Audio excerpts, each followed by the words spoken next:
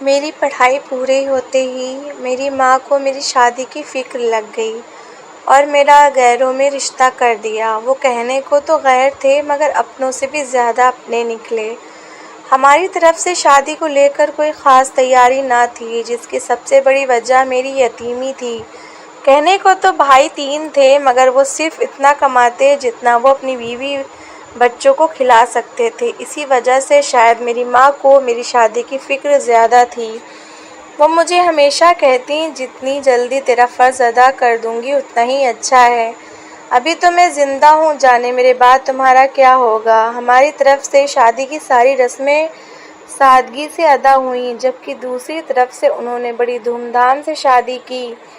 میرے سسرال سے لوگ جب میرا سامان لینے آئے تو میری ساس مجھے مہندی کا جوڑا اور چوڑیاں بھی دے کر گئیں۔ جس دن مجھے مہندی کا جوڑا ملا اسی دن زید نے مجھے کال کی۔ اس نے پہلی بار مجھ سے بات کی اور سلام کا جواب دیتے ہی مہندی کے جوڑے کے بارے میں پوچھنے لگا، یہ پوچھتے ہوئے کہ تمہیں میری چوائس کیسی لگی؟ امید ہے تمہیں جوڑا پسند آیا ہوگا۔ ہماری پہلی بار بات ہو رہی تھی۔ اس سے بات کرتے وقت مجھے شرم بھی آ رہی تھی، لیکن مجھے یوں محسوس ہو رہا تھا جیسے ہم صدیوں سے ایک دوسرے کو جانتے ہیں، اور شادی سے 1 ہفتہ پہلے تک ہم لگاتار روزانہ ہی فون پر باتیں کرتے رہے۔ شادی کی ساری رسمیں بہت اچھے سے ادا ہوئیں۔ زید جب بارات لے کر آئے تو میری سب سہیلیاں اسے دیکھ کر دنگ رہ گئیں، کیونکہ وہ پیارا ہی اتنا تھا۔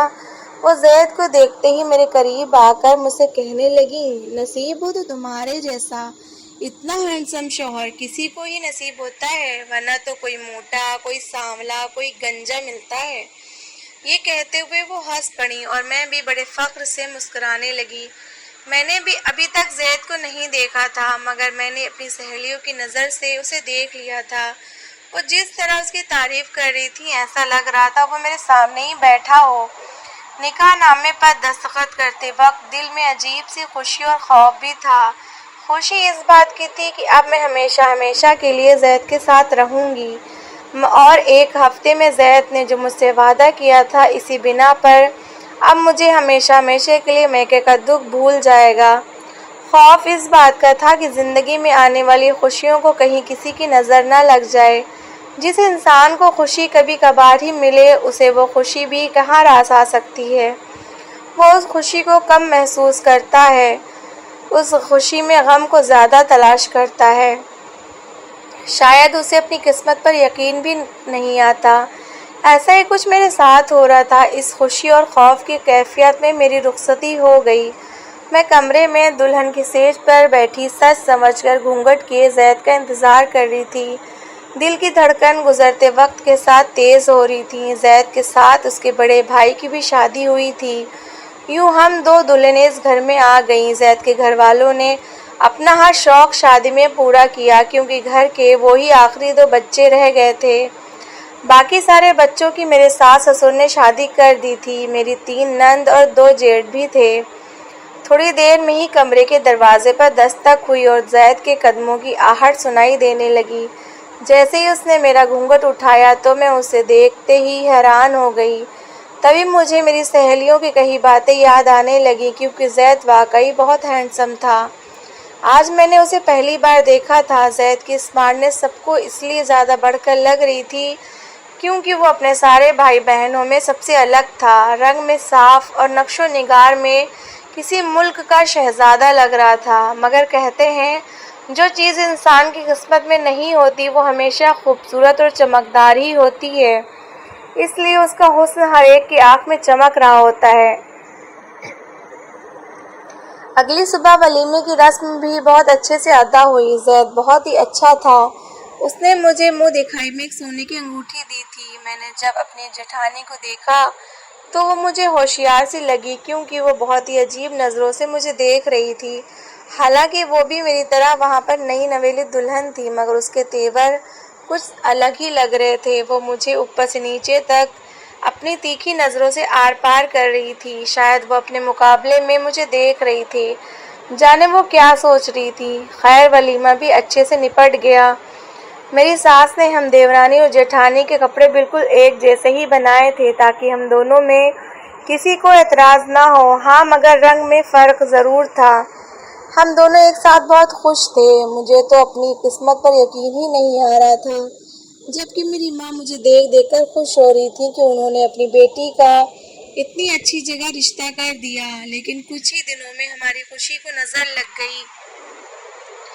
अभी शादी को एक हफ्ता भी नहीं गुजरा था कि अचानक से शाम के वक्त ज़ैद बात करते करते बेहोश हो गया। यूँ अचानक से वो बेहोश हुआ तो मेरी चीख निकल गई, क्योंकि वो मेरे पास ही बैठा मुझसे बातें कर रहा था।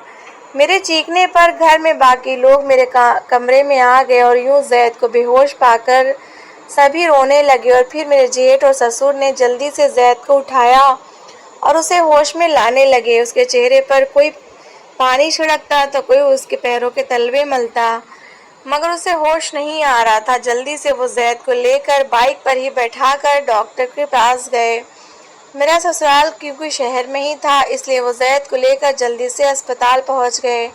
हम सब घर में बहुत परेशान थे। तकरीबन आधे घंटे के बाद जब मेरे जेठ ने कॉल की तो बताया कि ज़ैद को होश आ गया है, जिसे सुनते ही जैसे मेरे जिस्म में दोबारा से जान लौट आई हो। थोड़ी देर में ही वो ज़ैद को घर में ले आए। ज़ैद के घर में आते ही मेरी सास जल्दी से आगे बढ़कर ज़ैद के गले लगते ही तेज़ आवाज़ में रोने लगी और रोते हुए अपने बेटे का माथा चूम कर कहने लगी, मेरे बेटे को किसी की नज़र लग गई। जबकि मैं अपने कमरे की दहलीज पर खड़ी ज़ैद को देख रही थी। एक तो नई नई मोहब्बत और ऊपर से निकाह के बंधन में बंधने के बाद होने वाली मोहब्बत बहुत ही मजबूत होती है, भले ही वो एक दिन की हो या कई सालों की। और शादी के बाद औरत के लिए सबसे बढ़कर उसका शौहर ही तो होता है, जिसके दम से उसके चेहरे पर रौनक होती है और उसकी ज़िंदगी में हर तरफ खुशियाँ होती हैं। जब ज़ैद ने मेरी तरफ देखा तो वहीं खड़ा मुझसे कहने लगा, पगली तुम क्यों रो रही हो, मैं अभी ज़िंदा हूँ।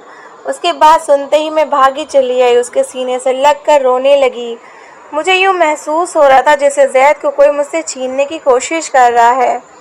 ज़ैद ने दवाई ली हुई थी, इसलिए वो रात को जल्दी सो गया, जबकि मैं सारी रात ठीक से नहीं सो पाई। बार बार उठकर ज़ैद की तरफ देखती कि ज़ैद ठीक से सोया है या नहीं।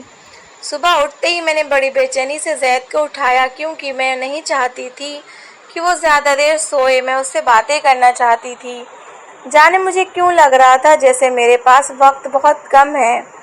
ज़ैद के साथ बिताए हुए पल जाने क्यों इतनी तेज़ी से गुजर रहे थे। मेरी आवाज़ देने पर ज़ैद जाग गए और मुस्कुराते हुए मुझसे कहने लगे, मेरा यकीन करो मैं अभी ज़िंदा हूँ। ये लफ्ज़ सुनते ही मैं उसके लबों पर अपना हाथ रखते हुए उससे कहने लगी, ज़ैद आपको अल्लाह की कसम आइंदा से ऐसी कोई बात मत करना, चाहे वो मजाक में ही क्यों ना हो। जानते हैं आप में मेरी जान बसती है। अगर आपको कुछ हो गया तो मैं मर जाऊंगी। ज़ैद मुस्कुरा कर मुझसे कहने लगे, मरे तुम्हारे दुश्मन, तुम तो मेरी भोली भाली सी प्यारी सी बीवी हो। उस दिन मैं एक पल के लिए भी ज़ैद से अलग नहीं हो पाई थी। हालांकि उस दिन ज़ैद बिल्कुल ठीक थे, मगर मेरा दिल बहुत बेचैन था। रात को सोने से पहले ज़ैद ने मुझसे कहा कि मेरे सर में दर्द हो रहा है। फिर मैंने ज़ैद से पूछा, आपको इस तरह का दर्द पहले भी होता था? परसों आपको क्या हो गया था, अचानक से आप बेहोश हो गए थे? मेरे सवालात पर ज़ैद ने सिर्फ एक ही जवाब दिया, और वो जवाब ये था कि मुझे पहले कभी भी ऐसा नहीं हुआ। ये कहते कहते ज़ैद सर के दर्द से सिसकने लगे और मुझे अपनी दर्द भरी आवाज़ से कहने लगे, मेरे सर में बहुत दर्द है नाज, मेरा सिर दबा दो, बल्कि तुम ऐसा करो मेरा ब्लड प्रेशर चेक करो। ये कहते ही वो फिर से आंखें बंद करने लगे। देखते ही देखते वो फिर से बेहोश हो गए। मैं उनको इस तरह से बेहोश होता देखकर अपने हवास खोने लगी और ऊंची आवाज़ में रोते हुए कमरे से दीवानों की तरह बाहर भागी और अपनी सास को पुकारने लगी, ये कहते हुए कि ज़ैद को फिर से कुछ हो गया है। मेरे शोर मचाने पर फिर से सब घर वाले इकट्ठा हो गए। ज़ैद आज भी उसी हालत में ही था। इस बार ज़ैद को वो बड़े अस्पताल में लेकर गए। मैंने बहुत कहा कि मैं भी ज़ैद के साथ ही जाऊंगी, मगर किसी ने भी मेरी बात ना सुनी। मेरी सास मुझसे कहने लगी, तुम्हारा डोला वो कहाँ लेकर जाएंगे, रात का वक्त है और वैसे भी ये मर्दों के काम है। मेरी सास ने उस रोज़ मुझे बहुत ही बुरी तरह झटका था। मैं तो पहले ही ज़ैद की हालत को देखकर बहुत टूट गई थी। सास के इस तरह कहने पर मैं अपने कमरे में वापस आ गई। سر تکیے پر رکھے آنسو بہانے لگی۔ میں نے اپنی ماں کو زید کی حالت کے بارے میں کچھ نہیں بتایا تھا کیونکہ میری ماں پہلے ہی غموں کی ماری تھی۔ وہ تو شروع سے ہی مجھے دیکھ کر یہ کہتی تھی کہ اللہ تمہاری قسمت میری جیسے نہ لکھے۔ میری ماں جوانی میں ہی بیوہ ہو گئی تھی۔ تھوڑی دیر میں ہی پھر سے جیٹ کا فون آیا اور انہوں نے بتایا زید ہوش میں آ چکا ہے، مگر اس بار ڈاکٹر نے زید کو ایک ٹیسٹ لکھ کر دیے ہیں۔ ڈاکٹر نے کہا ہے کہ زید کے تمام ٹیسٹ جلد سے جلد کروائے جائیں، اس لیے ہمیں آنے میں دیر ہو جائے گی۔ مجھے زید کے لیے بہت فکر ہو رہی تھی۔ میں نے پریشان ہوتے ہوئے اپنی امی کو کال کر لی، یہ سوچتے ہوئے اب زید کی طبیعت ٹھیک نہیں لگ رہی، اس لیے امی کو بتانا بھی ضروری ہے، پھر سسرال والے کہیں گے کہ ایسے موقع پر کوئی بھی زید کی خیریت معلوم کرنے کے لیے نہیں آیا۔ یہی سوچتے ہوئے جب میں نے اپنی امی کو کال کی تو میری ماں میری بات سنتے ہی رونے لگی، یہ کہتے ہوئے کہ اللہ تمہاری قسمت میری جیسی نہ لکھے۔ رات کے تقریباً 11 بجے جب زید کو لے کر میرے جیٹ اور سسر گھر آئے تو وہ بہت پریشان تھے۔ میں نے بہت بے چین ہوتے ہوئے جب ان سے رپورٹ کے بارے میں پوچھا تو وہ کہنے لگے رپورٹس 1-2 دن میں ملیں گی، مگر ڈاکٹر نے کہا ہے کہ خطرے کی بات ہے۔ یہ سنتے ہی میری نئی نویلی جیٹھانی منہ بناتے ہوئے میری ساس کی طرف دیکھتے ہوئے کہنے لگی، کچھ لوگوں کے قدم بہت ہی منحوس ہوتے ہیں، ان کی وجہ سے دوسرے کی بھی قسمت میں آنے والی خوشیاں رخ موڑ لیتی ہیں۔ شاید اس کا دل بہت جلا ہوا تھا اس وجہ سے کیونکہ اس کی ابھی بھی نئی شادی ہوئی تھی اور کئی ارمان تھے، جیسے ہر نئی نویلی دلہن کے ہوتے ہیں۔ ارمان تو میرے بھی تھے، مگر اللہ کی لکھی کو کون مٹا سکتا ہے۔ اگلے ہی دن میری ماں آ گئی، وہ زید کو دیکھ کر روتی رہیں اور باتوں ہی باتوں میں میری ساس نے میری ماں کو میرے حوالے سے منحوس کہتے ہوئے بہت باتیں سنائیں۔ یوں میری ماں ان کی باتیں سن کر بوجھل دل لیے وہاں سے چلی گئیں۔ وہ 1-2 دن میں نے بہت مشکل سے گزارا اور ہر وقت اللہ سے دعائیں کرتی رہی کہ زید کی رپورٹ بالکل ٹھیک آ جائے۔ رپورٹس کے آتے ہی سب گھر والوں پر جیسے آسمان گر پڑا۔ رپورٹس کے مطابق زید کو برین ٹیومر تھا۔ میں رپورٹس کو پڑھتے ہی اپنے آپ کو زید کی بیماری کی ذمہ دار سمجھنے لگی، کیونکہ شادی سے پہلے زید بالکل ٹھیک تھا اور ایک دم سے زید کو برین ٹیومر ہو گیا، وہ بھی 3rd اسٹیج میں تھا۔ زید کی حالت دن بدن بگڑتی جا رہی تھی۔ یوں تو گھر والوں نے اسے ایک سے بڑھ کر ایک ڈاکٹر کو دکھایا، مگر ہر بار نا امید ہو کر لوٹ آتے۔ پھر ایک ڈاکٹر نے تھوڑی امید دکھائی اور اس نے کہا کہ آپریشن کے بعد اس کا ٹیومر نکال دیا جائے گا، مگر اس آپریشن کے نتیجے میں ہو سکتا ہے کہ زید کی آنکھوں کی روشنی چلی جائے، یادداشت میں بھی مسئلہ ہو سکتا ہے، اس کے علاوہ جسم کے کسی بھی حصے پر اثر ہو سکتا ہے کیونکہ یہ دماغ کا مسئلہ ہے اور آپریشن کرتے وقت کوئی بھی مسئلہ پیش آ سکتا ہے۔ کہنے کا مقصد یہ ہے کہ آپریشن بہت نازک اور بڑا ہے، مگر آپریشن کے علاوہ ہمارے پاس کوئی چارہ بھی نہیں۔ یوں ہی زید کو ڈاکٹر کے پاس لے کر پھرتے پھرتے 2 مہینے گزر گئے۔ جس دن زید کا آپریشن تھا اس دن میری طبیعت بہت ہی خراب لگ رہی تھی، مجھے کچھ بھی اچھا نہیں لگ رہا تھا، میرے سر میں بہت درد تھا اور تھکاوٹ بھی بہت محسوس ہو رہی تھی۔ پہلے میں سمجھی شاید یہ ٹینشن لینے کی وجہ سے ہو رہا ہے، مگر اسی شام مجھے الٹیاں آنے لگیں اور مجھے شک ہوا کہ شاید میں امید سے ہوں۔ اب حالات ایسے تھے نہیں کہ میں کسی ڈاکٹر کو بھی نہیں دکھا سکتی تھی، اس لیے میں خاموش رہی۔ زید کا آپریشن کامیاب ہو گیا، مگر اس کو ہوش نہیں آیا تھا۔ جب اس کو ہوش آیا تو وہ صحیح سے بول نہیں پا رہا تھا۔ ڈاکٹر سے پوچھا تو ڈاکٹر نے بتایا، آپ خوش قسمت ہیں، زید کا آپریشن ٹھیک ہو گیا ہے، مگر پوری طرح سے ٹھیک ہونے میں اس کو بہت وقت لگے گا، آپ لوگوں کو صبر سے کام لینا ہوگا۔ 1 ہفتے تک زید اسپتال میں ہی ایڈمٹ رہا۔ جب اس کی کچھ طبیعت سنبھلی تو اس کو گھر میں لے کر آئے۔ جس دن زید گھر میں آیا، کمرے میں مجھے اکیلا پا کر میرا ہاتھ پکڑتے ہوئے مجھ سے کہنے لگا، مجھے معاف کر دو، میں تمہیں ایک دن بھی خوش نہیں رکھ سکا۔ میں نے تم سے کتنے وعدے کیے تھے، مگر میں اپنا کیا ہوا ایک وعدہ بھی نہیں نبھا پایا۔ یہ کہتے ہوئے اس کی آنکھیں نم ہو گئیں۔ مجھے اس کی یہ باتیں سن کر بہت رونا آ رہا تھا۔ پھر میں نے اپنے آپ کو مضبوط کیا، اگر میں اس کے سامنے رو پڑی تو وہ ہمت ہار بیٹھے گا، اور ویسے بھی وہ اس حالت میں ہے، اسے پریشان کرنا خطرناک ثابت ہو سکتا ہے۔ میں مسکراتے ہوئے زید کو دلاسا دینے لگی۔ میری ماں اور میرے بھائی جب زید کا پتہ لینے آئے، جانے میری ساس کو کیا ہو گیا، وہ میری امی سے کہنے لگیں آپ اپنی بیٹی کو اپنے ساتھ کچھ دن کے لیے لے جائیں۔ جب انہوں نے ایسا کہا تو میں ان کی بات سمجھ نہیں پائی۔ انہوں نے اس قدر سخت لہجے میں کہا تھا کہ میری امی واپس پلٹ کر کوئی جواب نہ دے سکیں اور نہ ہی پوچھ پائیں۔ میری ساس میری امی کو اپنا فیصلہ سنا کر وہاں سے چلی گئیں، جبکہ میں یہ سنتے ہی بہت حیران ہوئی۔ میں زید کو اس حالت میں کیسے چھوڑ کر جا سکتی تھی؟ مگر یہ بات میرے بھائی نے بھی سن لی تھی۔ وہ غصے میں آیا اور زبردستی مجھے وہاں سے لے کے آ گیا۔ انہوں نے مجھے زید سے ایک بار بھی بات نہیں کرنے دی۔ مائکے میں آ کر بھلا مجھے کہاں چین آنے والا تھا؟ میں نے کئی بار زید کو کال کی مگر زید نے کال اٹینڈ نہیں کی۔ وہ کال اٹینڈ کر بھی نہیں سکتا تھا کیونکہ موبائل ڈاکٹر نے سختی سے منع کیا تھا کہ زید زیادہ دیر بات نہ کرے، جانے اسے ان لوگوں نے کیا کہا ہوگا۔ کچھ دن میں نے بہت مشکل سے اپنے مائکے میں گزارے اور پھر اپنی ماں سے کہنے لگی آپ بھائی سے کہیں کہ مجھے زید کے پاس چھوڑ آئے، مجھے ایسا لگ رہا ہے کہ کچھ بہت ہی برا ہو جائے گا۔ آپ لوگ یہ سب کیسے کر سکتے ہیں؟ وہ میرا شوہر ہے، کسی کو حق نہیں ہے کہ کوئی مجھے اس سے جدا کرے۔ مگر میری ماں مجھ سے کہنے لگی تمہاری ساس تمہیں منحوس سمجھ چکی ہیں اور اس لیے اس نے تمہیں ادھر بھیجا ہے تاکہ وہ اپنے بیٹے کا علاج کروا سکے، اور اگر تم اس بیچ چلی گئیں اور زید کو کچھ بھی ہو گیا تو تمہیں زندہ نہیں چھوڑے گی، اور ویسے بھی وہ ان کا بیٹا ہے۔ سبھی میرے خلاف ہو گئے، یہاں تک کہ میری ماں بھی۔ پھر میں نے مجبور ہوتے ہوئے اپنے سسر کو کال کی۔ 2 بار تو سسر نے کال اٹینڈ نہیں کی، مگر تیسری بار کال کرنے پر انہوں نے کال اٹھاتے ہی کہا اب تم کیا چاہتی ہو؟ زید اس دنیا میں نہیں رہا۔ یہ سنتے ہی مجھے ہوش نہیں رہا، مجھے اپنے کانوں پر یقین نہیں آ رہا تھا۔ مجھے تو کچھ سمجھ نہیں آ رہا تھا کہ میں ان سے کیا پوچھوں اور کیا بولوں۔ صرف میں نے ان سے اتنا بولا یہ کیسے ہوا اور کب ہوا، کیونکہ مجھے امی کے گھر میں آئے ہوئے صرف 2 ہی ہفتے ہوئے تھے۔ انہوں نے میرے سوال کو سننے کے بعد کال کاٹ دی اور اس کے بعد انہوں نے کبھی بھی میری کال اٹینڈ نہیں کی۔ جبکہ میں نے اپنے گھر میں بتایا تو گھر میں عجیب سا ماتم چھا گیا۔ یہ ایسا ماتم تھا جو مجھ سے زیادہ میرے گھر والوں نے منایا، یعنی اب وہ سب مجھے منحوس سمجھنے لگے۔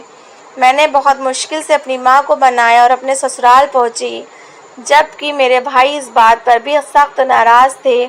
انہوں نے ہمیں بتانا ضروری نہیں سمجھا اور تم کس منہ سے اس گھر میں جاؤ گی؟ مگر میرے دل کو چین نہیں آ رہا تھا۔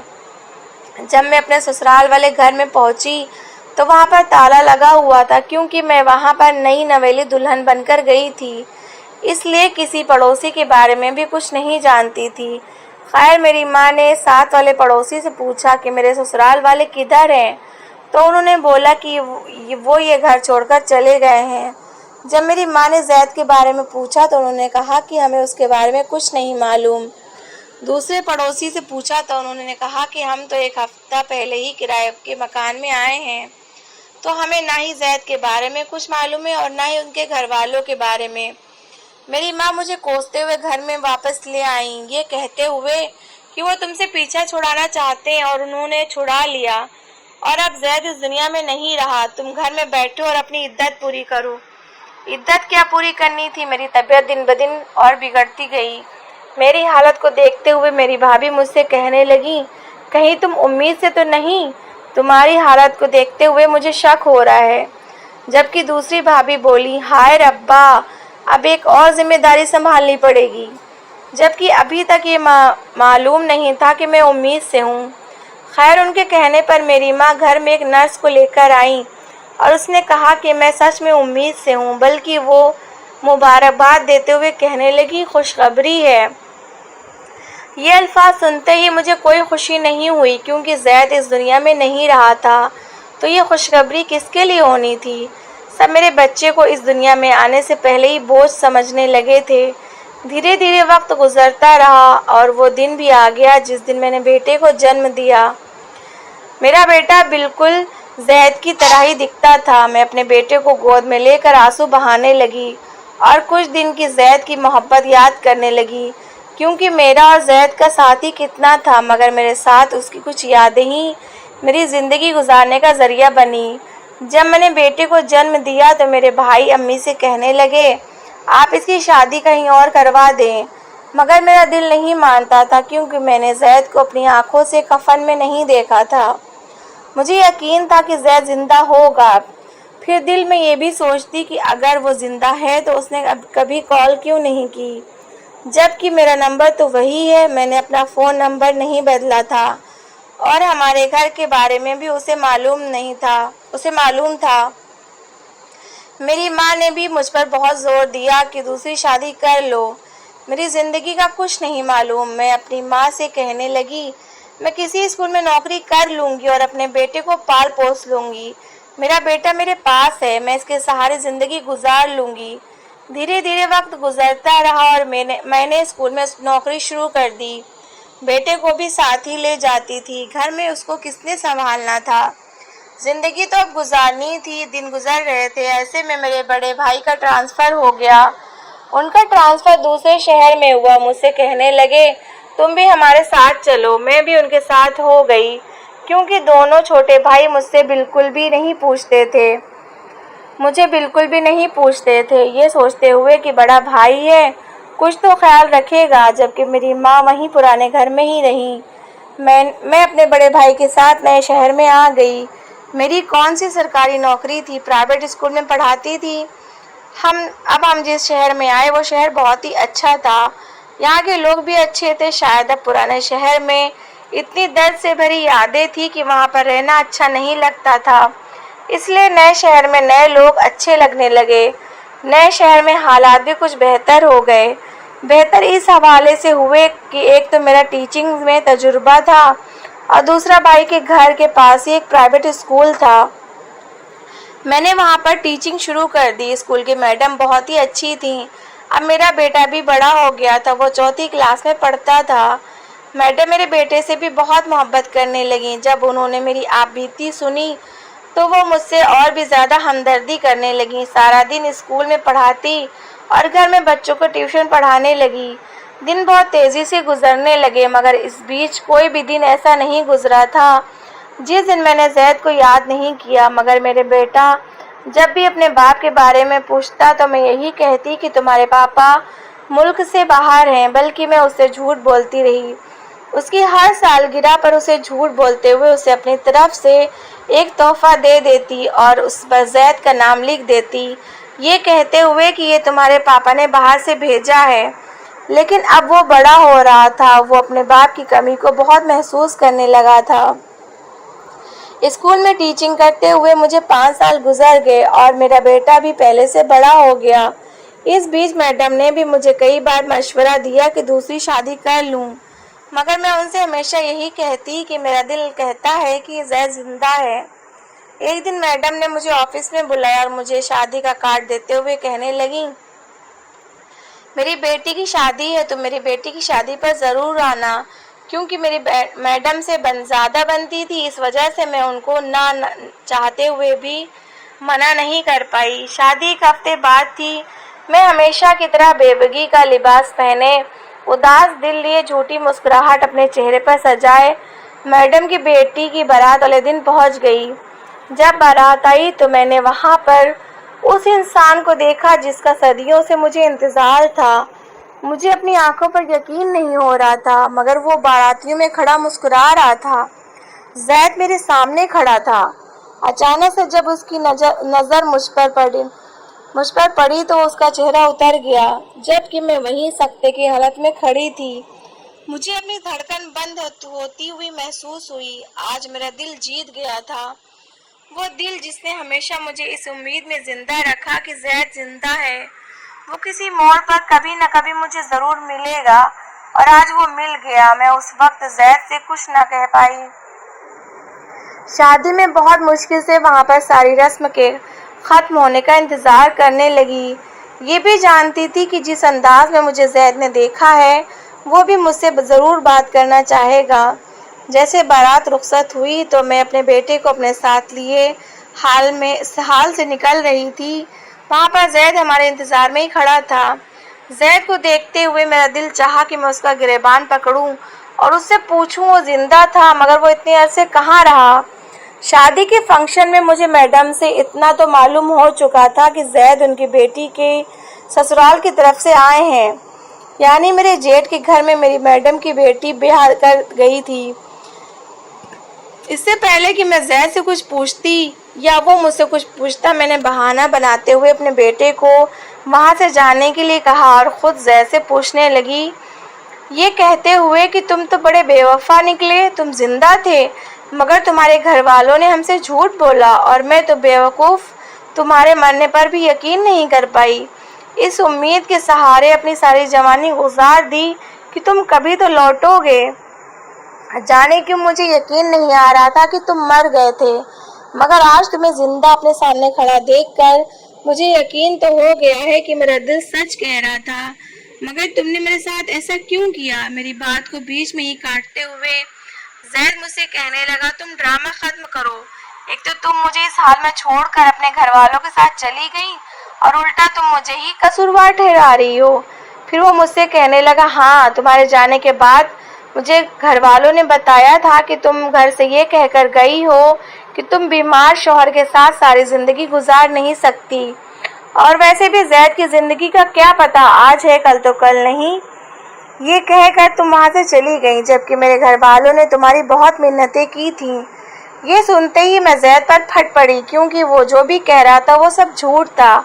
میں نے اس کے لگائے گئے تمام الزامات کا صرف اتنا ہی جواب دیا، یہ سب جھوٹ ہے، اور تم لوگ اگر اتنے ہی سچے تھے تو گھر چھوڑ کر کیوں گئے؟ زید کو پہلے تو مجھ پر یقین نہیں آیا، پھر وہ مجھ سے کہنے لگا، ہاں ہم وہ گھر چھوڑ کر گئے تھے کیونکہ ہمیں کسی عامل نے بتایا تھا کہ میری بیماری اس گھر کو چھوڑنے سے ہی کٹے گی، اور ویسے بھی بڑے بھائی کا اس شہر سے ٹرانسفر ہو گیا تھا، اسی لیے وہ مجھے بھی لے کر یہاں آ گئے، اور ویسے بھی میں اس شہر میں نہیں رہنا چاہتا تھا کیونکہ اس شہر میں اس گھر میں تم سے جڑی بہت یادیں تھیں۔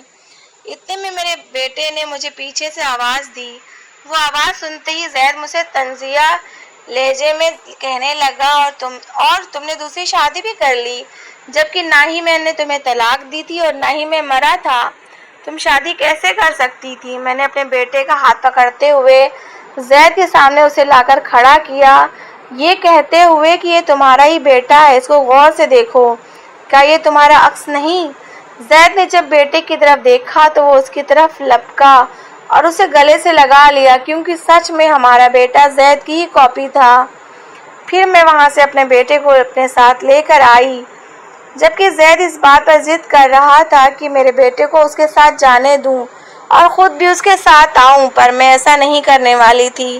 اس کے بعد کئی بار زید نے ہمارے گھر میں آ کر معافی مانگی اور یہاں تک کہ اپنے گھر والوں کو بھی ہمارے گھر میں لے کر آیا، مگر میں نے اس کے ساتھ جانے سے انکار کر دیا، یہ کہتے ہوئے کہ میں تو منحوس بیوہ جیسے شبد ساری عمر سنتی آئی ہوں، اور میں تو اپنی آخری سانس تک تمہارا انتظار کرنے والی تھی، جبکہ تم نے ایک بار بھی پیچھے مڑ کر نہیں دیکھا۔ زید مجھ سے کہنے لگا، اس نے ایک دو بار کوشش کی تھی مگر تب میں ادھر سے آ گئی تھی، مگر میں جانتی تھی وہ یہ سب جھوٹ کہہ رہا ہے، کیونکہ میرے دونوں دوسرے بھائی اسی گھر میں رہتے تھے، اور سب سے بڑھ کر زید کے پاس میرا فون نمبر بھی تھا۔ زید نے دوسری شادی کر لی تھی اور اس کی 3 بیٹیاں بھی تھیں، وہ صرف میری طرف اس لیے آ رہا تھا کیونکہ اسے بیٹا چاہیے تھا۔ میں نے زید سے کہا، میرا کیا ہے، آدھی زندگی گزر گئی ہے اور آدھی باقی ہے، اللہ نے مجھے بیٹے جیسے مضبوط سہارے سے نواز دیا ہے، میں اس کے سہارے زندگی گزار لوں گی، ویسے بھی میں منحوس تھی، یہی سمجھ کر تم نے بھی اپنے گھر والوں کا ساتھ دیتے ہوئے مجھے چھوڑ دیا، اب تم اپنی زندگی جیو اور مجھے بھی جینے دو۔ میں اپنی ادھوری محبت کے مکمل ہونے کا انتظار کرتی رہی، مگر میری محبت ہمیشہ کے لیے ادھوری ہی رہ گئی۔ ساری حقیقت جان لینے کے بعد میرے بیٹے نے اپنے باپ کا منہ تک نہیں دیکھا تھا، جبکہ میں نے اس سے کئی بار کہا کہ وہ تمہارے پاپا ہیں، تم ان سے ملتے جلتے رہا کرو، مگر میرے بیٹے نے مجھے تڑپتے ہوئے دیکھا تھا، اس لیے اس نے اپنے باپ سے ملنے سے انکار کر دیا۔ تو دوستو، کیسی لگی آپ کو میری کہانی؟ اگر کہانی اچھی لگی ہے تو پلیز اسے لائک کریے گا، شیئر کریے گا اور اپنی رائے کمنٹ باکس میں ضرور دیجیے گا، اور میری اچھی کہانیاں سننے کے لیے میرا چینل سبسکرائب کریے گا اور پلیز میرا پروتساہن کریے گا. Thanks for watching.